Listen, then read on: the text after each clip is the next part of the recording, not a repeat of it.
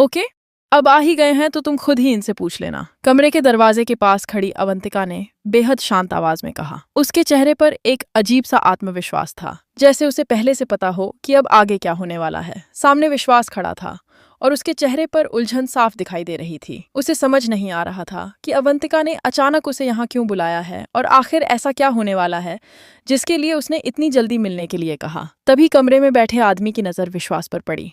Hello सूरचंदन जी, पता है कैसे आना हुआ? विश्वास ने हल्की सी हैरानी से उसकी तरफ देखा। मुझे नहीं पता, मुझे इतना पता है ये कि डॉक्टर अवंतिका ने आपसे अपॉइंटमेंट लिया था, लेकिन किस लिए? उन्होंने मुझे कुछ बताया नहीं। सूरचंदन ने विश्वास की तरफ कुछ पल तक देखा, फिर उसने बिना कुछ कहे मेज पर रखी एक फाइल उसकी तरफ बढ़ा दी। तुम खुद ही देख लो, तुम्हें समझ आ जाएगा। विश्वास ने धीरे से फाइल अपने हाथ में ली। उसके हाथ जैसे अचानक भारी हो गए थे। उसने फाइल खोली और जैसे ही पहले पन्ने पर नजर पड़ी, उसके ईसाई का चेहरे का रंग बदल गया। कुछ सेकंड तक वह उन कागजों को सिर्फ देखता रहा, फिर उसके मुंह से बहुत धीमी आवाज निकली, डिवोर्स पेपर। कमरे में अचानक खामोशी छा गई। विश्वास ने तुरंत अवंतिका की तरफ देखा। ये क्या है अवंतिका? अवंतिका ने उसकी आंखों में देखते हुए कहा। विश्वास, मैंने कहा था ना कि अब तुम्हें हर चीज अकेले नहीं झेलनी पड़ेगी।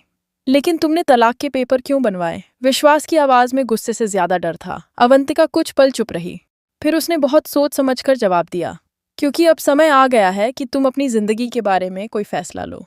मेरी जिंदगी का फैसला तुम करोगी? विश्वास ने सवाल किया। अवंतिका उसके करीब आई।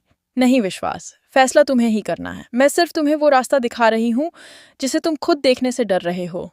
विश्वास की नज़र फिर उन कागजों पर चली गई। लेकिन मैं अपनी फैमिली से क्या कहूँगा? यही वह सवाल था जिसका इंतजार शायद अवंतिका को पहले से था। उसने तुरंत विश्वास का हाथ पकड़ लिया। तुम्हें अपनी फैमिली की इतनी टेंशन लेने की जरूरत नहीं है ये। लेकिन अवंतिका, मैं संभाल लूंगी। विश्वास चुप हो गया। अवंतिका ने बहुत भरोसे के साथ कहा, तुम्हें पता है ना, पिछले कुछ समय में मैंने तुम्हारी फैमिली के लिए कितना कुछ किया है। मैंने उनका भरोसा जीता है, उनके साथ खड़ी रही हूँ, उनकी परेशानी को अपनी परेशानी समझा साहब है। आज अगर मैं उनसे कुछ कहूंगी तो वो मेरी बात सुनेंगे। विश्वास उसकी तरफ देखता रहा। अवंतिका ने धीरे से कहा, ट्रस्ट मी विश्वास। लेकिन उसके चेहरे पर दिखाई दे रहा भरोसा जितना मजबूत था, उसके पीछे छिपा इरादा उतना ही रहस्यमय था। वह अब आगे बोली, ये सही वक्त है आरबी नाम के इस फंदे को अपनी गर्दन से निकालकर हमेशा के लिए फेंक देने का। विश्वास ने नजरें झुका लीं। आरबी का नाम सुनते ही उसके मन में पिछले कई दिनों की सारी घटनाएं घूमने लगीं। झगड़े, आरोप, परिवार में बढ़ती दूरियां, मीडिया में फैली बातें और वह वीडियो जिसने सब कुछ उलट पुलट कर दिया था। अवंतिका ने उसकी चुप्पी को अपनी जीत समझ लिया, और इस वक्त तो वो विहान के लिए भी तुम्हारे खिलाफ लड़ नहीं पाएगी। विश्वास ने तुरंत सिर उठाया। विहान? अवंतिका ने कहा, हाँ, तुम जानते हो कि अभी उसकी स्थिति क्या है। अगर वो तुम्हारे खिलाफ कुछ करने की कोशिश भी करेगी तो उसके पुराने सारे मामले उसके सामने खड़े हो जाएंगे। विश्वास कुछ बोल नहीं पाया। तभी सूरचंदन ने अपनी आवाज में गंभीरता लाते हुए कहा, जी, डॉक्टर अवंतिका ने मुझे सब कुछ बताया है। आपकी वाइफ ने किस तरह आपकी फैमिली को परेशान किया, किस तरह घर का माहौल खराब किया, और वो नकली वीडियो भी जो उन्होंने पुलिस को दिया था। विश्वास का चेहरा सख्त हो गया। नकली वीडियो? सूरचंदन ने सिर हिलाया। जी, उसी वीडियो की वजह से मीडिया और पब्लिक के सामने आपकी काफी इंसल्ट हुई, आपकी फैमिली की भी बदनामी हुई। विश्वास ने आंखें बंद कर लीं।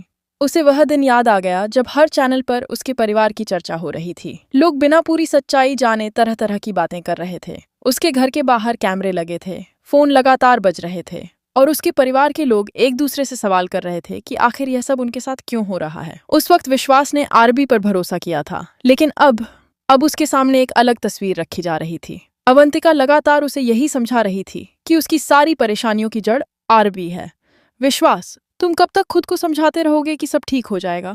उसने पूछा। विश्वास ने कोई जवाब नहीं दिया। तुमने अपनी फैमिली को टूटते हुए देखा है, तुमने अपनी माँ की आंखों में दर्द देखा है, तुमने अपने घर के लोगों को एक दूसरे से दूर होते देखा है, और फिर भी तुम सिर्फ इसलिए चुप हो क्योंकि तुम्हारे दिल में कहीं ना कहीं आरबी के लिए जगह है। विश्वास ने धीरे से कहा, वो मेरी पत्नी है। अवंतिका कुछ पल चुप रही, फिर उसने कहा, थी। ये एक शब्द विश्वास के दिल में जाकर लगा। क्या मतलब? मेरा मतलब है कि पत्नी सिर्फ नाम से नहीं होती विश्वास। पत्नी वो होती है जो आपके साथ खड़ी रहे, जो आपके परिवार को अपना परिवार माने, जो आपके भरोसे को कभी हथियार न बनाए। विश्वास के पास इस बात का कोई जवाब नहीं था। अवंतिका ने मेज पर पड़े तलाक के कागज उसकी तरफ बढ़ा दिए। बस एक साइन टिकी और तुम्हारी जिंदगी बदल सकती है। विश्वास ने कागजों की तरफ देखा। पेन वहीं रखा था, सिर्फ कुछ इंच दूर। उसे बस हाथ बढ़ाना था, लेकिन उसके हाथ आगे नहीं बढ़ रहे थे। क्यों? क्योंकि उसके दिल में अभी भी एक सवाल था, एक ऐसा सवाल जिसका जवाब अवंतिका नहीं चाहती थी कि वह कभी पूछे। अवंतिका, अगर आरबी सच में निर्दोष हुई तो? कमरे में अचानक सन्नाटा छा गया। अवंतिका के चेहरे पर पहली बार हल्का सा बदलाव आया, सिर्फ एक पल के लिए। फिर उसने खुद को संभाल लिया। अगर? उसने हल्की मुस्कान के साथ पूछा। तुम्हें अभी भी उस पर भरोसा है? विश्वास ने कुछ नहीं कहा। अवंतिका उसके पास आई और बोली, तुम्हें सच जानना है? विश्वास ने उसकी तरफ देखा। हाँ, अवंतिका ने धीमे स्वर में कहा। तो फिर तुम्हें अपने दिल से नहीं, सबूत की सी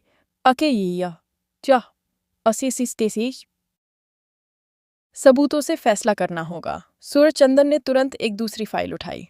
और शायद ये वही फाइल है जो आपको आखिरी फैसला लेने में मदद करेगी। विश्वास ने चौंक कर उसकी तरफ देखा। इसमें क्या है?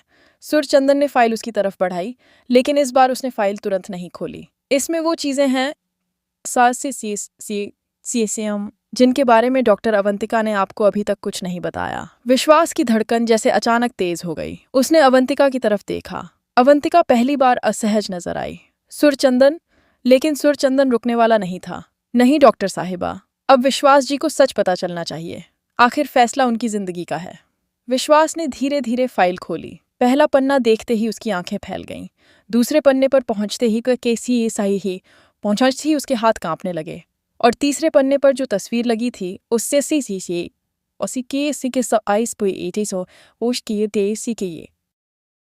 उसे देखते ही उसके चेहरे से सारी सख्ती गायब हो गई। क्योंकि उस तस्वीर में आरबी अकेली नहीं थी, उसके साथ कोई और था। ऐसा व्यक्ति जिसे देखकर विश्वास ने कभी सोचा भी नहीं था कि उसका इस पूरे मामले से कोई संबंध हो सकता है। विश्वास ने कांपती आवाज में पूछा, ये यहाँ कैसे?